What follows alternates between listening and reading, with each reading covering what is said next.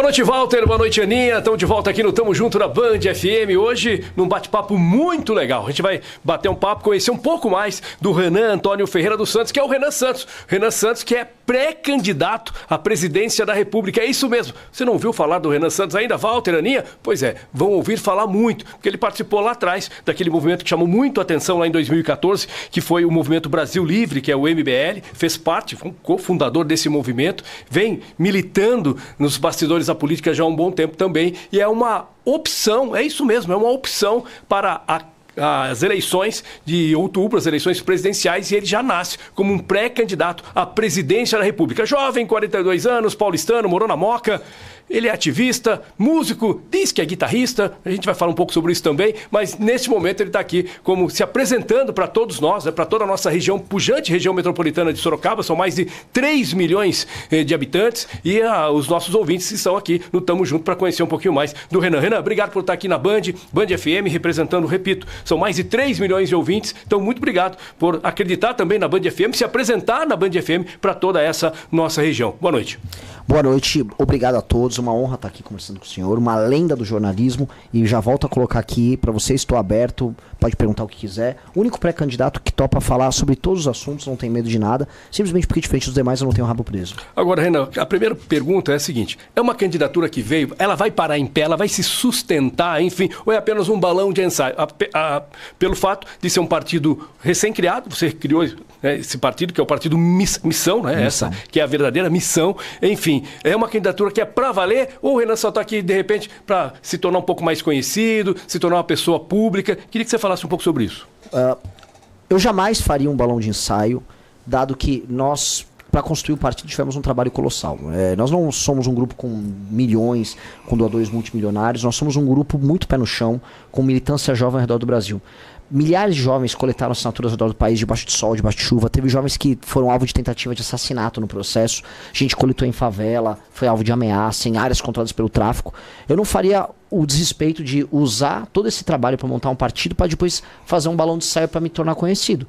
Então, essa hipótese não existe. Quando a gente decidiu, o Renan é pré-candidato, eu sou até o fim e vou de pré-candidato, eu vou ser candidato, de candidato eu vou ser eleito.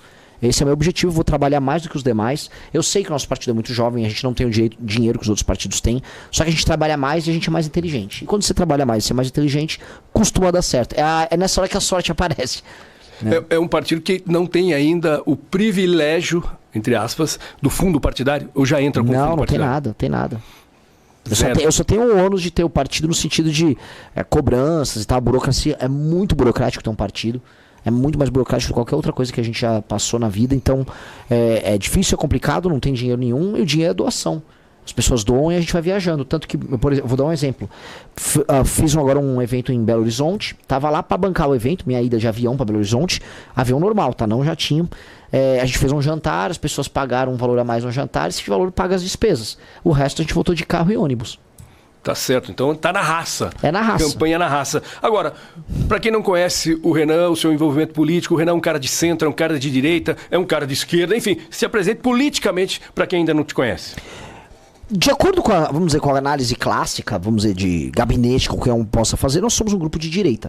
Eu defendo lei e ordem, acima de tudo, lei e ordem como, vamos dizer, como base de uma sociedade séria. Eu sou amigo da iniciativa privada, eu sou amigo de quem trabalha e quem produz, e com base nisso, qualquer um vai dizer que a gente é de direita. Aqui, agora, a gente vive num país muito maluco. Como eu faço críticas a determinados erros de ética e conduta, por exemplo, do Bolsonaro, aí vão falar que eu sou comunista por conta disso. Eu não sou, eu sou naturalmente de direita, mas eu vou bater em todo mundo que estiver errado. Então, se uma pessoa de esquerda está errada, não apenas porque a tese da esquerda é errada, a visão de mundo da esquerda, a falta de valor da esquerda é errado, vou bater e vou bater na corrupção deles, assim como eu vou bater também no do Bolsonaro. Então, isso me torna de centro. Não, eu sou de direita. Agora, nossas propostas para o Brasil são as propostas que interessam. São propostas muito práticas. Como resolver o crime organizado? A gente tem propostas muito sérias. Como a gente vai tornar o Brasil desenvolvido? Muito sério, muito fácil. A gente não vai enganar as pessoas. Se a pessoa acha que essa proposta é de extrema direita, se é de direita ou de centro, aí não importa tanto, importa que ela funcione. E as nossas propostas funcionam. Quando você fala em segurança, crime organizado, a gente tem uma discussão que todas as vezes acontece, principalmente falando a respeito de maioridade penal. A gente vê o exemplo agora do nosso país vizinho aqui, a Argentina, Sim. que tem mexido muito nessa questão. O que é que você pensa sobre isso? Você acha que mantemos os 18 anos? Poderíamos ter um estudo para 16 anos, enfim? Ou mexer na maioridade não vai mexer no crime organizado? Eu acho um absurdo reduzir a maioridade penal para 16 anos. Nós precisamos reduzir para 12 anos. Precisa cair para 12. 16 já não é suficiente. A Argentina é 14. Né? A Argentina é 14. Eu acho o seguinte. Crimes hediondos, ou seja, estupro seguido de morte e coisas dessa natureza, não há maioridade penal. Porque se a pessoa foi capaz de cometer um crime hediondo, ela tem que ser capaz de se responsabilizar por isso. Muitos países, inclusive de primeiro mundo, adotam esse critério. 2. Hoje, a lógica da maioridade penal com 18 anos, ou que seja com 16, permite que o tráfico, ele recrute esses jovens como uma mão de obra barata. Eles recrutam nas escolas os garotos e colocam os garotos para cometer crime sabendo que eles não vão para cadeia. Então hoje a gente tem um incentivo ao cometimento de crime por esses jovens. A gente precisa mudar isso. Então as leis têm que ser muito duras, de modo a jovem cometeu crime e vai em cana. Você vai ver que o recrutamento vai diminuir demais fazendo isso. Mas não pode parar aí. A maior parte dos meninos que vão parar dentro do crime organizado são meninos sem pai. Meninos que não têm família. Tem uma estatística da FGV que foi na FEBEM aqui em São Paulo e mostrou 80% dos rapazes não tinham figura paterna. O pai engravidou uma moça, a moça cuidou lá como podia e o pai não deu atenção. O que acontece? O garoto caiu no crime. Nós vamos identificar nas escolas quem são os meninos que não têm a figura paterna, que são problemáticos, e nós vamos dar assistência para esses rapazes, para não deixar esses rapazes caírem no crime. Para você evitar que esse garoto depois vai se enredar no crime. Mesmo maior de idade, tem que ter um acompanhamento. Então, de um lado uma lei muito dura, de um outro acompanhamento, aí você vai ver que não vai ter crime. Você acredita nisso? Demais. Que é mexer no social. Precisa ter. Mas assim, a esquerda só fala para mexer no social. A questão é que não adianta você mexer no social sem mexer na punição. O bandido, ele faz um cálculo econômico. Não adianta você ficar passando a mão na cabeça dele, dizendo que você vai reabilitar ele, e aí ele vai ver, tudo bem, mas se eu roubar seu celular, qual é a minha punição? Ah, nenhuma, você vai solto. Eu vou roubar. É uma decisão econômica. É a mesma coisa eu falar de um bandido de colarinho branco, um político que rouba. O político que rouba, ele teve toda a educação do mundo, estudou nos melhores colégios. Aí ele vai lá e faz o cálculo, pô, tá fácil eu roubar. Não tem mais prisão em segunda instância, eu vou participar do escândalo de corrupção, não vai acontecer nada. Ele vai roubar. Então tem que ter punição dura, muito dura. E o Brasil é um dos países que tem as punições mais brandas do mundo. Então isso tem que ser alterado. Agora, falando em economia também, nós estamos aí batendo na nossa porta a reforma tributária, que foi aprovada lá no governo Bolsonaro. Bolsonaro não queria muito aprovar, no fim teve aquela discussão com o Tarcísio e tal, aquela coisa, vamos aprovar, aprovou. Então a reforma entra em vigor a partir do ano que vem, 2027. E é uma reforma que não é da renda, mas assim do consumo. Sim. Né? Que ela deve trazer menos burocracia e tal. Mas a gente analisando um pouco essa reforma tributária, a gente percebe que as empresas de serviços, na sua grande maioria, irão pagar mais impostos. E percebemos também que hoje, quem gera muito emprego no Brasil são as empresas do Simples Nacional. E me parece que as empresas do Simples Nacional terão também problemas por uma questão da nova tributação, que vai acreditar. Então, quem é de um regime superior, que é o regime de lucro real, não se acredita que se tiver transação comercial com essas empresas, principalmente as prestadoras de serviço. Você chegou a analisar essa reforma tributária? Isso, de fato, vai trazer um impacto positivo para o Brasil? O desenho da reforma industrial é um desenho que tenta privilegiar um regime industrial. Exato. As indústrias supostamente se beneficiariam disso. E nesse benefício, o que foi vendido à época é que para nós, mortais, na prateleira, preço do produto menor. Mas até aqui não é isso que está acontecendo. É mentira, isso não vai acontecer. Isso não vai acontecer. A partir do que você está tributando outros elementos da cadeia, como os próprios serviços, concessionárias de serviço, que vai acontecer assim, a energia vai ficar cara. Aí fala, não, mas vai pagar menos imposto no produto industrial, mas todas as outras partes da cadeia que incluem serviços vão encarecer. Porque, no fundo, não é sobre, vamos dizer, o modelo tributário, e sim sobre o Estado gastar muito. Como o Estado gasta muito, ele precisa arrecadar muito. Como ele precisa arrecadar muito, ele vai cobrar imposto alto. E aí, como ele cobra imposto alto, tudo vai ficar caro. E aqui no Brasil é tudo muito maluco, porque a gente quer resolver um problema pela parte final dele. Você vai resolver a questão industrial, não com essa reforma que foi feita. Você vai ver a questão industrial assim, leis trabalhistas mais simples e mais flexíveis. Sim.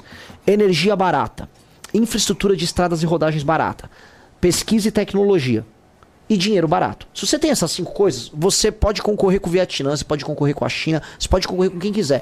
Nós não temos nenhuma das 5 coisas. Nada. Falar que é só a parte tributária é piada. É por isso, inclusive, que o Haddad estava essa semana tributando todo mundo. Ele vai taxar celular das pessoas, taxando micro-ondas, taxou agora rim artificial. Até isso, que nem existe no Brasil, o cara taxou. Ele consegue taxar coisas que não existem. E aí ele justifica que está fazendo isso para proteger a indústria nacional. Que indústria nacional? Ele não está protegendo nada. Isso só tem um teor arrecadatório. Então, eu não consigo acreditar no funcionamento de nenhuma reforma tributária que não venha acompanhada paralelamente de uma mudança no Estado brasileiro. Então, dá para ter o modelo do IVA?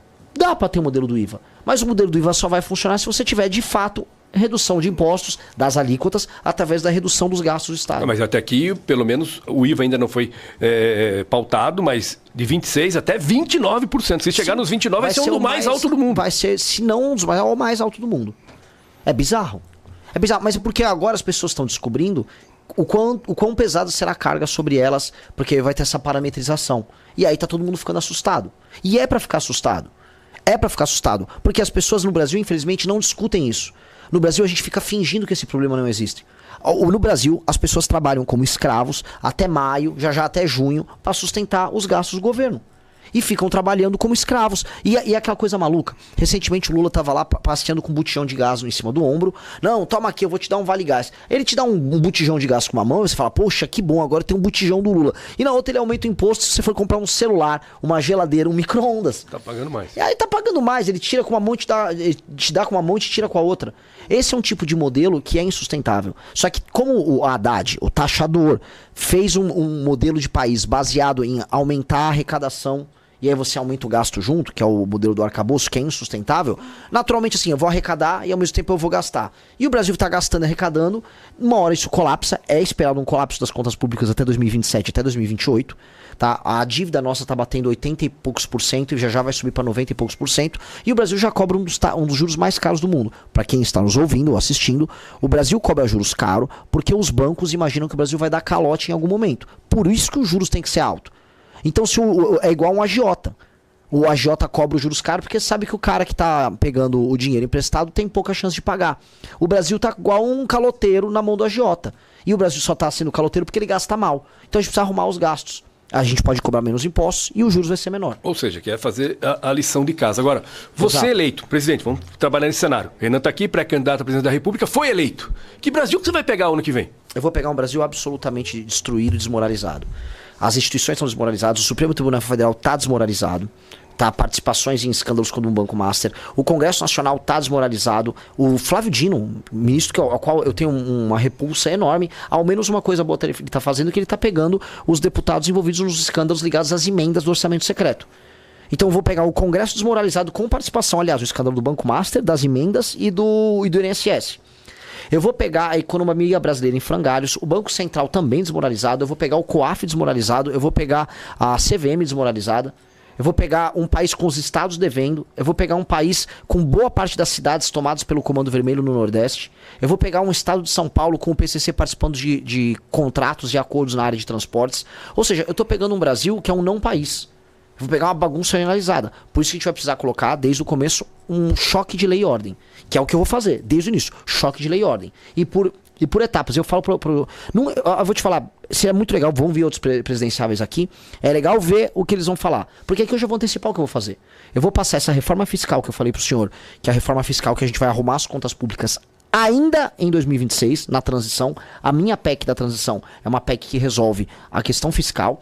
Vira o ano, tomo posse no dia 5. No dia 5 eu vou colocar o Brasil em estado de defesa. Estado de defesa é o seguinte: o governo federal, junto com as forças armadas e as polícias, terão condições especiais para enfrentar o crime organizado em determinadas áreas. Onde são essas áreas? São as áreas hoje dominadas pelo Comando Vermelho, pelo PCC, pelo TCP. No Brasil, mais ou menos 23 milhões de pessoas vivem sob esse regime. Nesses lugares, a polícia e o exército vão poder entrar, inclusive na casa das pessoas, porque é lá que os criminosos se escondem, e nós vamos eliminar as lideranças do crime organizado em até 6 meses. E nós vamos também passar legislação nova sobre Código Penal, sobre lei de execuções penais, para que não tenha mais a saidinha, a progressão penal, que faz um bandido que vai preso ser solto logo em seguida. E com base nisso, a gente começa a colocar o Brasil, ok, como um país sério, minimamente. Tá? Porque se você volta a ter lei e ordem nas ruas, você arruma a questão fiscal enfrentando o privilégio, e aí a gente arruma um mapa para, ok, o Brasil vai ter condição de pagar as contas, dá para baixar os juros, dá para ter agenda de competitividade, e aí a gente pensa em projetos para tocar o Brasil e fazer o Brasil crescer. Isso é possível mesmo não tendo a maioria no Congresso? Isso é necessário. Não é nem que é possível, é necessário. Algumas pessoas me perguntam, mas como você vai fazer isso sem ter a maioria? Bom, se eu ganhei a eleição para presidente com esse discurso, significa que as pessoas entenderam que o Brasil está numa situação muito delicada e que ela precisa de um remédio amargo. Foi igual o Milei na Argentina. O Milei também ganhou sem ter maioria, mas o povo da Argentina votou no Milei sabendo assim, preciso de um remédio amargo. chega de... Sabe, eu tô com câncer de pulmão, me dá mais um cigarro. Era a Argentina. O Brasil tá nessa. E agora a gente fala, não, eu vou fazer quimioterapia, eu sei que eu vou perder o cabelo, eu vou ficar doente, mas eu preciso da quimioterapia. Eu sou a quimioterapia, eu tô propondo uma campanha de quimioterapia. E se o Brasil me eleger nisso, todo mundo do STF ou Congresso saberá que essa é a agenda. E é a agenda que o Brasil elegeu nas urnas. Eu não vou querer nada além dessa agenda. Eu vou ser muito simples na agenda, eu quero fazer uma presidência de um mandato só. E com base nisso, entregar esses resultados. Perfeito. Agora, citou uma questão importante, que é a questão do Banco Master. Talvez tenha sido o maior escândalo da história, sei lá, dos últimos 50 anos do Brasil. Sim. Essa questão do Banco Master. Vai sair, não vai sair CPI? A CPI vai ser somente no Senado, não? Vai ser uma CPI mista? Enfim, ou isso é só uma cortina de fumaça, é ano de eleição? Você acha que a questão Banco Master vai ficar embaixo do tapete ou podemos ter alguma esperança, expectativa de que algo possa sair debaixo do tapete, que algumas situações possam vir à tona e essas situações possam mexer com o resultado das próximas eleições? O escândalo do Banco Master, de fato, eu concordo, e é muito bom o teu ponto, porque alguns jornalistas ainda não pegaram o ponto. O escândalo do Banco Master é o maior escândalo de corrupção da história brasileira, com maior grau de contaminação institucional e com valores que passam das centenas de bilhões. É um fato dado. Há um acordo geral para que nada aconteça. E o acordo geral é, entrega o Toffoli... Direita, esquerda, e centro, STF... prefeitos, governadores, então senadores, o sistema, amigo. Então, é todo mundo. Estamos mortos. Todo mundo. É o sistema financeiro, bancos, mercado financeiro todo. Tá todo mundo quer um acordão. E o acordão precisa de um bode expiatório. E eles querem jogar o bode expiatório no Toffoli. O Toffoli se tornar esse bode expiatório. Nem o Vorcaro a ideia é ele ser preso, porque ele sabe demais. O Vorcaro no celular dele, eu venho alertando desde outubro. O Vorcaro organizava festas regadas a sexo, com câmeras. Tem a história de Trancoso, né? O famoso Cine Trancoso. É Cine Trancoso não porque as pessoas iam assistir filmes em Trancoso. É porque havia, vamos dizer, todo tipo de festa com pessoas com autoridade sem roupa e ele filmava. E aí ele guardou essas imagens. Você acha que pode aparecer essas imagens? Olha, eu não posso... Eu tenho que ser muito cuidadoso, porque eu tô falando isso há muito tempo, mas eu sei de quem viu imagens. E tem grandes autoridades da República envolvidas. Grandes autoridades da República. Seria um grande escândalo se isso viesse É um grande escândalo. O problema é o seguinte, a Polícia Federal não pode revelar as imagens, porque as imagens tratam-se, no fundo, de adultos fazendo sexo de maneira consensual. Perfeito. Como não é, vamos dizer, como não é um crime, eles não revelam, porque aí se tornam dados que, em tese, são invioláveis. Dito isso, muita coisa já vazou anteriormente com a própria Polícia Federal. Então, não duvido que em algum momento, se uma pizza estiver sendo gestada, do nada apareça, sei lá, uma autoridade judiciária de cueca, um presidente de um partido com 2 mulheres num sofá, numa festa em Trancoso. O que mostra os laços, né, envolvendo legislativo, judiciário, executivo. Exato. As pessoas falam em promiscuidade na política, mas não sabiam que era literalmente promiscuidade mesmo. Olha, vamos ficar nessa expectativa, porque eu acho que isso pode de fato mexer muito com o resultado das eleições, caso venha à tona, se torne público, né? Publicidade dessas imagens. E agora está todo mundo querendo se esconder, né? Está todo mundo com medo. Porque a impressão que dá é que todos estão no mesmo barco, todos estão com o rabão preso. Sim, é que eles estão mesmo. Quando você puxa, você consegue sair da direita à esquerda, pegar os mesmos nódulos e mesmos vínculos. Você consegue pegar, Cred Sexta. O escândalo do Banco Master começa com um produto financeiro criminoso que começou na Bahia, que chama Cred Sexta. Esse Cred Sexta foi o primeiro produto financeiro operado pelo Banco Master. Ele estoura e cresce de tamanho em 2022 através de uma MP emitida pelo governo Bolsonaro, tocado pelo João Roma, que é da Bahia, mesmo estado de onde surgiu o Cred Sexta. Então o governo Bolsonaro beneficiou ele, sim, mas o Cred Sexta era um escândalo que surgiu no governo do PT da Bahia. Então só numa fase do escândalo eu pego o PT e PL, ou bolsonarismo, no mesmo jogo. Você tem mais agora essa questão do INSS aí, que pode ter o envolvimento do filho do presidente. É bem claro que tem um envolvimento, né? Porque, olha só, pra quem tá nos assistindo, o Flávio Bolsonaro tem um escritório chamado Flávio Bolsonaro de Advocacia. Não dá pra ele fingir que não é dele o escritório. A mulher que opera, eu não sei se é Ingrid ou Luciana o nome dela, essa mulher que opera o escritório dele, ela é ligada ao Willer Tomás. O Willer Tomás era o operador político corrupto e jurídico do senhor Joesley Batista, e ele foi visto com o Everson Rocha, que é o principal operador do careca do INSS, em barcos, em festas e em negócios, inclusive no Maranhão. O escritório do Flávio Bolsonaro aparentemente tinha contratos envolvidos com esse universo. Então, a casa do Flávio Bolsonaro também vai cair em algum momento ali. porque a casa caiu pro Lulinha com razão. Só pra gente finalizar, estamos em cima do tempo já. Com relação à candidatura do Flávio, eu fiz a pergunta a você inicialmente, sua candidatura para em pé. Você acredita que do seu adversário, no caso o Flávio, ela vai se sustentar até o final ou de repente com alguns escândalos que possam pintar, ele possa sair de cena? Eu acho que tá muito tarde para ele sair de cena. Eu acho que eu vou falar pro senhor, há um acordo que foi desenhado com o Lula pro Flávio ser candidato. É bom pro Flávio, é bom pro Lula, é bom pro Joesley Batista, que é o articulador disso. Esse acordo foi firmado nos Estados Unidos. Eu também já denunciei isso, assim como eu tinha denunciado antes de todo mundo o negócio da farra. Esse acordo foi feito lá nos Estados Unidos, foi inclusive o acordo que permitiu que o Trump tirasse a Magnitsky aqui do Brasil e que o Joesley fosse o negociador do Lula e do Trump lá na Venezuela para tentar tirar o Maduro. Isso tá tudo vinculado na imprensa, isso na minha opinião.